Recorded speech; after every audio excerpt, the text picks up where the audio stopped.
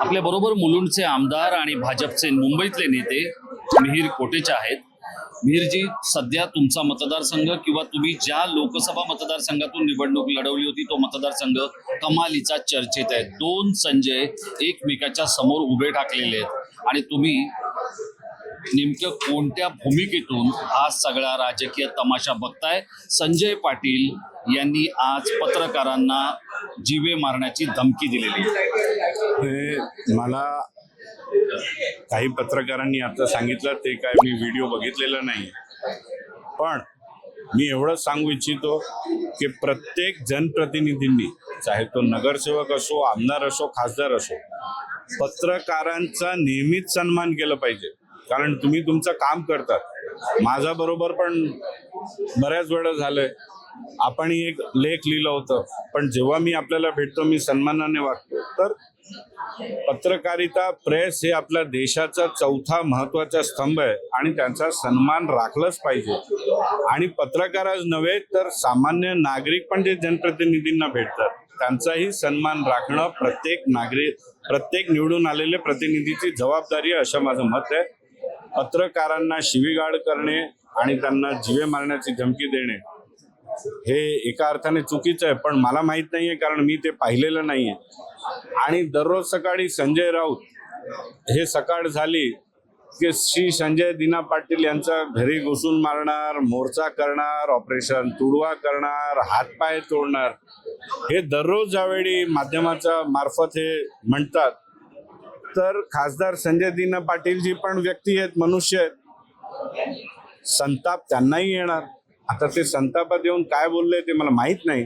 माझं मत स्पष्ट आहे, पत्रकारिता, पत्रकारांचा सन्मान राखलंच पाहिजे। पण भाजपला पार्टी विथ द डिफरन्स म्हटलं जातं, मग तो जो डिफरन्स आहे तो समाजामध्ये, जनमानसामध्ये वेगळ्या पद्धतीत अंडरलाईन करणं किंवा अधोरेखित करणं हे तुम्हा सगळ्यांचं काम आहे। पण महायुती आता नको त्या गोष्टींमध्ये फसली आहे, अडकली आहे, असे मित्र महायुतीला मिळालेत, भाजपला मिळालेत, असं वाटतं तुम्हाला?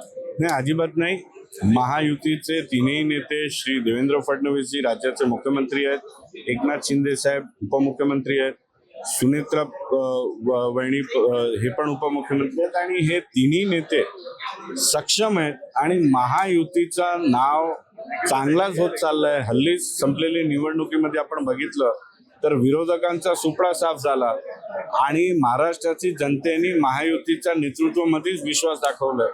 अशी घटना घडतात, पण या घटनेच्या पाठीमागचं पार्श्वभूमी पण बघून घेणं गरजेचं आहे की कशा प्रकारे कोणत्या खालच्या पातळीवरती जाऊन रोज सकाळी संजय राऊत हे शिवीगाळ करतात, तर समोर जो आहे तोही मनुष्य आहे, त्यालाही राग येणार आहे। पण तुम्ही स्वतः एक ज्येष्ठ राजकारणी आहात, तुम्ही स्वतः एक मोठे उद्योगपती आहात, तुम्हाला असं वाटतं की ज्या वेळेला इतक्या मोठ्या प्रमाणात मीडियातून एक नेता रोज वाटेल त्या, म्हणजे राज्याच्या मुख्यमंत्र्यापासून पंतप्रधानापर्यंत टीका करत राहतो, त्याच्या टीकेला कुठून तरी उत्तर येणार होतं आणि शेवटी ते व्हायचं तेच झालं। संजय राऊत रोज लोकांवर टीका करतात, आज त्यांच्या टीकेला कोणीतरी त्यांच्याच भाषेत उत्तर द्यायला उभं टाकलं असं वाटतं? ते काय बोलले ते मी बघितलं नाही, मला माहित नाहीये।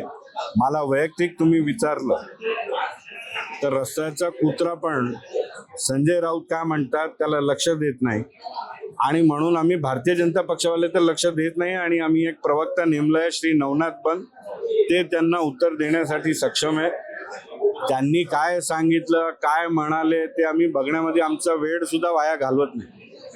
पण ईशान्य मुंबईचा जर आपण विचार केला, ज्या ईशान्य मुंबईचं नेतृत्व तुम्ही करायचा प्रयत्न करत होतात, त्या ईशान्य मुंबईमध्ये शिवसेनेचे विभाग प्रमुख जे उबाटाचे आहेत ते भांडतायत, संजय राऊत स्वतः भांडतायत, संजय दिना पाटील भांडतायत। या सगळ्या गोष्टींचा जर विचार केला तर ईशान्य मुंबई हा एक शांत मुंबईतला प्रभाग हा अस्वस्थ करण्यामध्ये काही एक वेगळा विचार सुरू आहे का काही लोकांचा?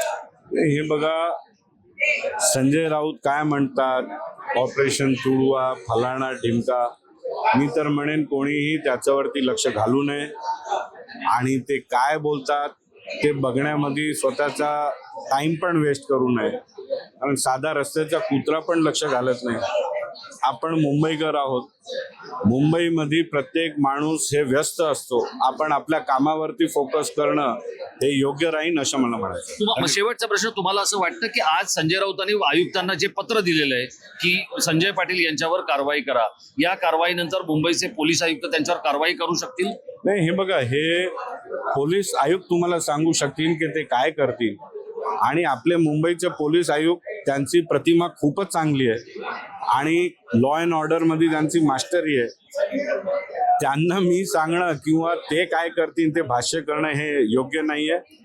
त्यांच्या पद्धतीने कायदाकीय दृष्टीने त्यांना जे करायचं असेल ते करतील. धन्यवाद.